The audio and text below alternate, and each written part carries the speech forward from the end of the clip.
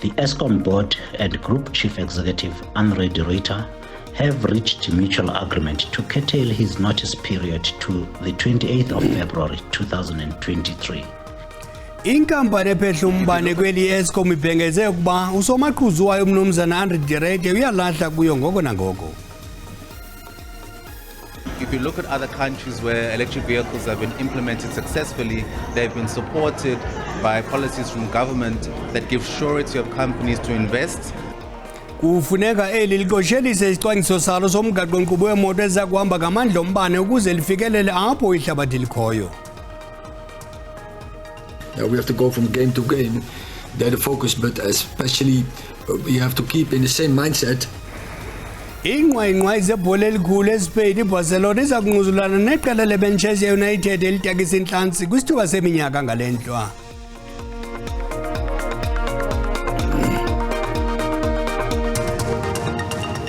Abisixesha kuza nexesha lokuxabise njengesiqhelo ngeli xesha kula majelo eSABC 1 neDDT Iindaba. Uxolo malube nani.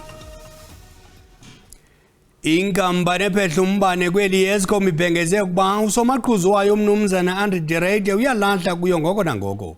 Ukukulandela intlanganiso ekhethekileyo yebhodi yabalawuli phezolo nalapho le nkampani kunye nomnumzana de Ruyter bevumelene ngamxhelomnye kwelokuba sipheliswe ngoku isivumelwano sengqesho nale ndedeba. Umnumzana de Ruyter walahla esikhundleni sakhe ngoDisemba onyaka opheleyo, kodwa bekulindeleke ukuba atsibe ngaphaya kwemiguba yase-ESCOM ekupheleni kwenyanga ezayo sele efunyenwe oza kungena endaweni yakhe.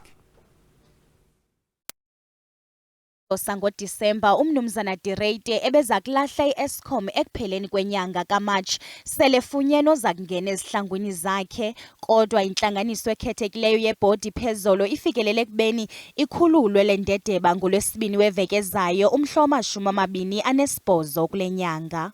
Following the convening of a special board meeting on the 22nd of February 2023, the ESCOM board and Group Chief Executive Andre de Ruyter have reached mutual agreement to curtail his notice period to the 28th of February 2023. The board further resolved that Mr. de Ruyter will not be required to serve the balance of his notice period, but that he will be released from his position with immediate effect. The acting GCE arrangements are being finalized with the shareholder minister and will be communicated shortly. Kusenjalo amaqela ezopolitiko amcela umngeni umnumzana de Ruyter ukuba angajingisi inqatha rhalise ngokudiza amabhola loluhlobo abesebaleka. iDA ithe iza kufaka isicelo ngokuphathelene nomthetho i-Access to Information Act kwi-ESCOM ngento ethi lurhwaphilizo olukwizinga eliphezulu e-ESCOM.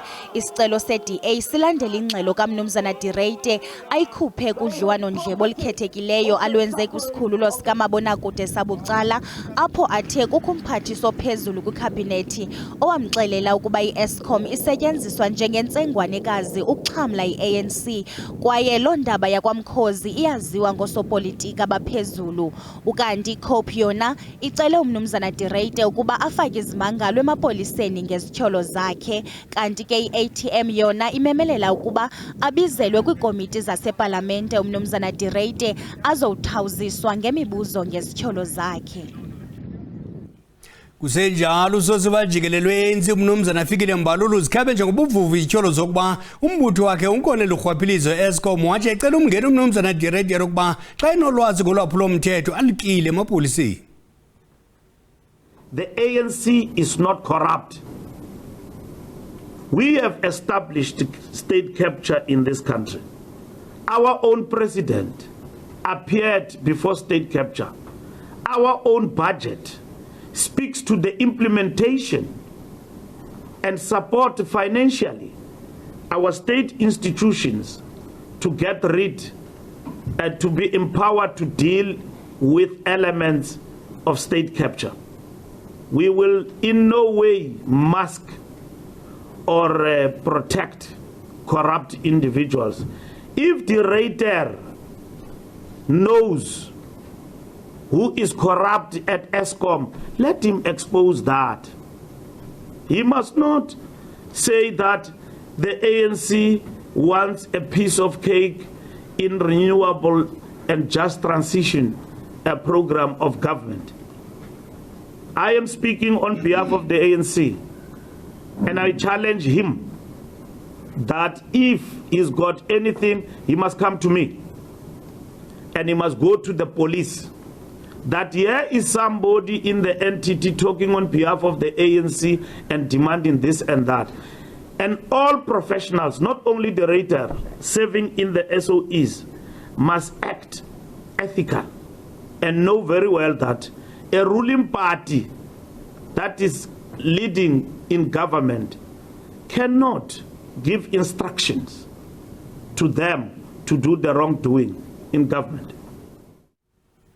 Umongameli Cyril Ramaphosa uvule ngokusesikweni indlu yenkokheli zomthonyama nenkokheli zohlanga lwamakhoyi.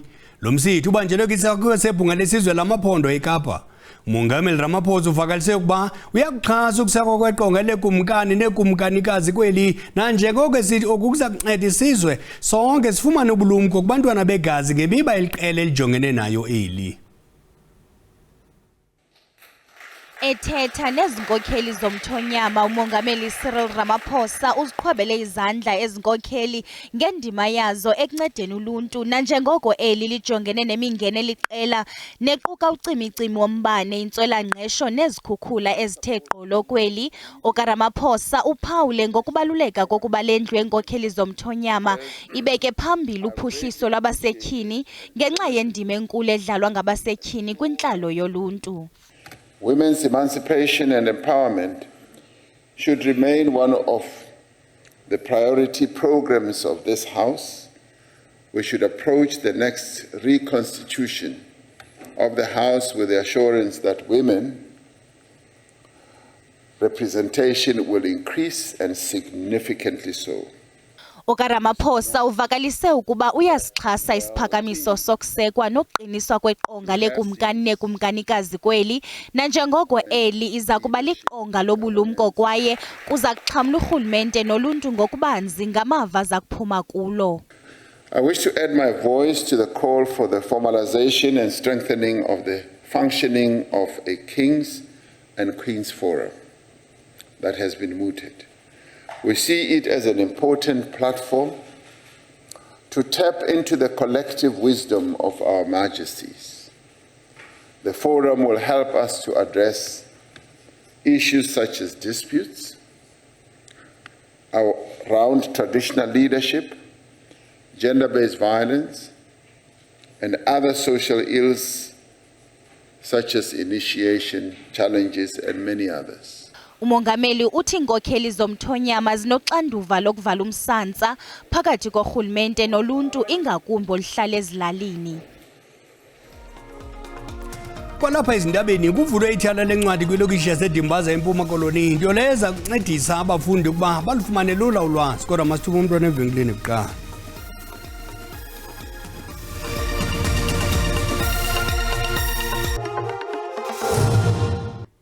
Sinamkela kwakhona kwindaba zelijelo uyakwazi ukubukela kwakhona izindaba kwijelo le-YouTube uthi SABC Iindaba zesiXhosa. Kwinqaku lokuqala sithe inkampani ephethe umbane kweli Eskom ibhengeze ukuba usomaqhuzu wayo umnumzana Andre Direde uyalahla kuyo ngoko nangoko. Ukulandela intlanganiso ekhethekileyo yebhodi yabalawuli liphezolo nalapho le nkampani kunye nomnumzana Direde bevumelene ngamxhalomnye kwelokuba sipheliswe ngoku isivumelwano sengqesho nale ndedeba. Ugandi abantu baphefumlile ngokushiya ngoko nangoko kaDirect eEskom. uEndro loncedile yakhawuleza aphuma ngokukhawuleza ngoba kaloku uyityile imali naye yakwa Eskom waphuma ecaleni ngoko uchaza abanye ngoba uyabaleka naye. Abelungu abazwani nobugebengu abazwani nenkohlakalo balobe phuma kancincancane eEskom ngoba bayabona ukuthi inenkohlakalo enkulu kakhulu lapha siqasele sodwa phakathi abantu abamnyama kuqhubeka kwento ekuyiyona njengoba ugesi nje ulento oyiyona manje. Nawuphi na umuntu othe waphula umthetho ayithethi ukuthi makaphume esehlalweni engabanjwanga makabanjwe sele ephumile loo nto bubutsotsi ekugqibeleni qha. Hayibo uhamba kanjani? Uqhaqha amabholo athi ogqiba ahambe. Uhambe kanjani? Makabuye azosichazela yonke into eyenzekayo kwa-Eskom. Andiboni into imbi mna msasazi. Umntu ke bona uba uzawubanjwa kurhwaphilizo makaphume. Ngoba kaloku siyaphela asityi imali ka-Eskom kodwa sithi abantu abaphelayo. Andothukanga msasazi lurhwaphilizo luka-Eskom ngoba kaloku kuqeshwa nangobuqabane nangokwazana nangokuzalana. Loo nto leyo ubuqabana busebenzi kweli lizwe, kufanele uba kuqeshwe umuntu owaziyo umsebenzi qha. Suka uright makahambe msasaza kokwanto ibhetere kakade asenzele yona ngoba sisehlele kucima icimi nangoku makayotya imali lena ezirhwaphilizeleyo. Hayi noko ke le iyakudinga ulandelelwa kancinci, iyadinga ulandelelwa kakhulu. Ikhona into esingayizuza kulaa nto ethethwe ngudirector. Siyafuna ukumazi nalo mphathiswa lo o-involve kule nto isixake kangaka kweli lizwe. Kufuneka eli liqoshelise isicwangciso salo somgaqo-nkqubo wemoto eziza kuhamba ngamandla ombane ukuze lifikelele apho ihlabathi likhoyo.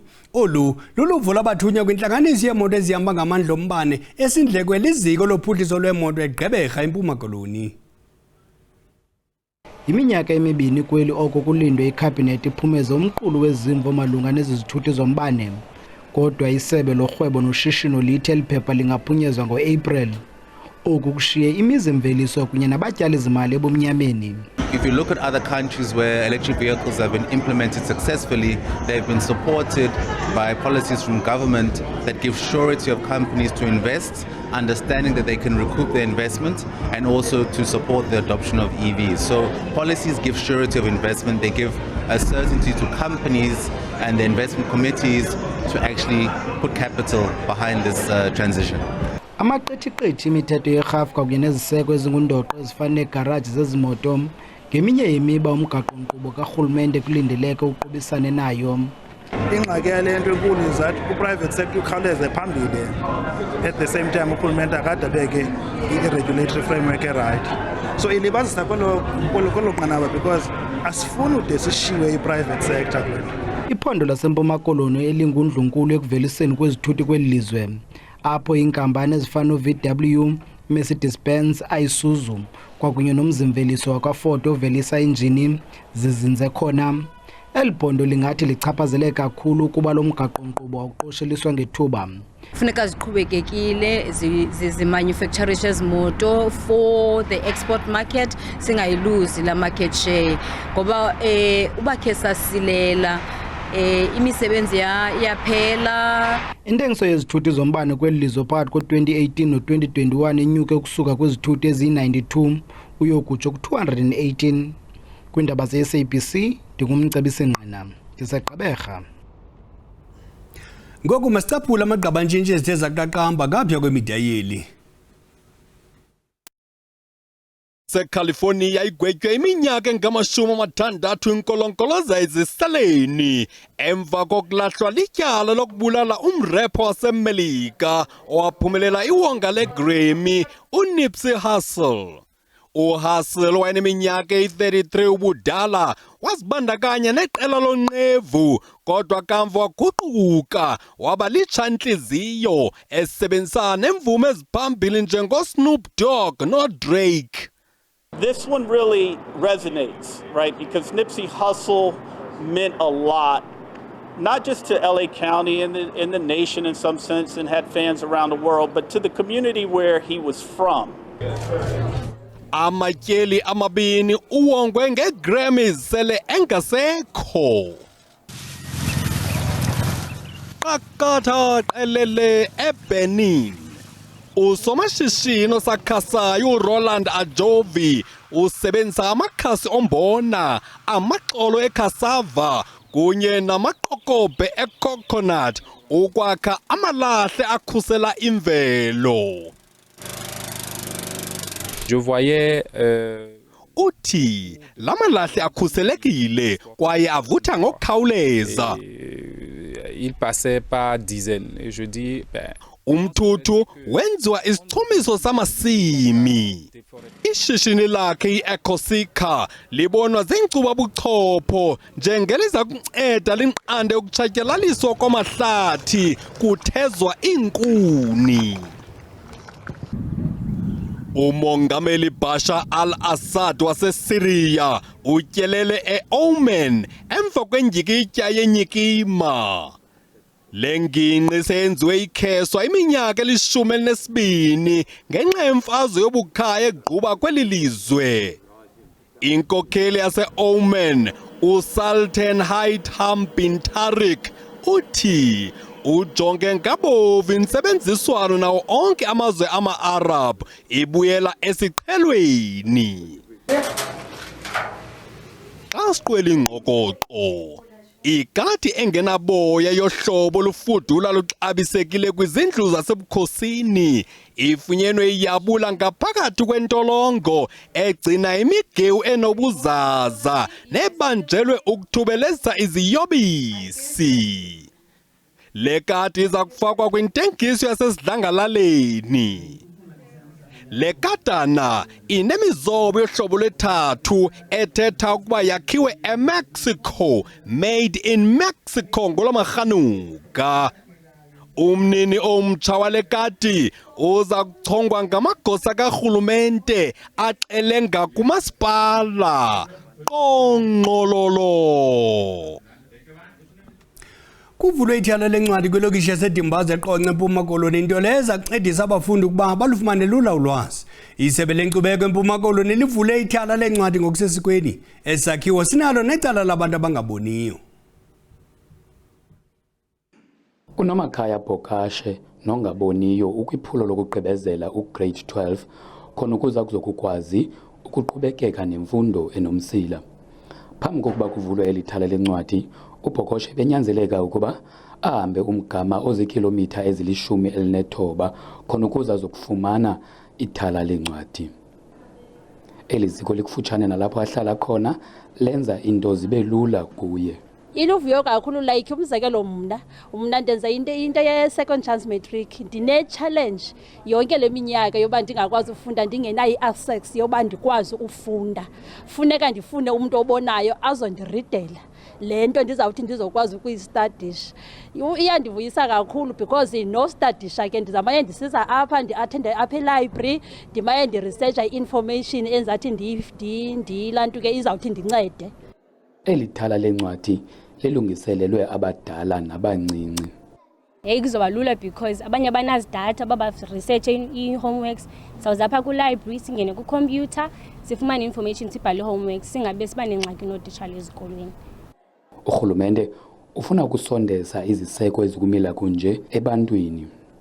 Siqwalasela uba usekhona wena umcelimngeni kweli cala lokufunda ngolwimi okanye ilanguage. Ngoko ke yiloo nto sithi hayi kwiphulo lethu lokukhulisa amathala encwadi masiqinisekise ukuba ezilalini okanye emaphandleni akhona amathala encwadi. Uluntu lwaseDimbaza luyabongozwa ukuba lulondoloze eli thala lencwadi. Ndingulobaba lodada kwiindaba ze-SABC eDimbaza. Masithi qha kwi-SABC 1 sakuqhuba nezindaba kwijelo i-DTT. Sakubuya nomphathi ozeleyo ngentsimbi yesi-7 ngurhatya. Ukwangoku masithi kakade besikona kuphothula ngekasengwa. De kubeli xelizayo makuthethi bumnyama kuvele kukhanya kube chuzi kubehele la khoshi rha.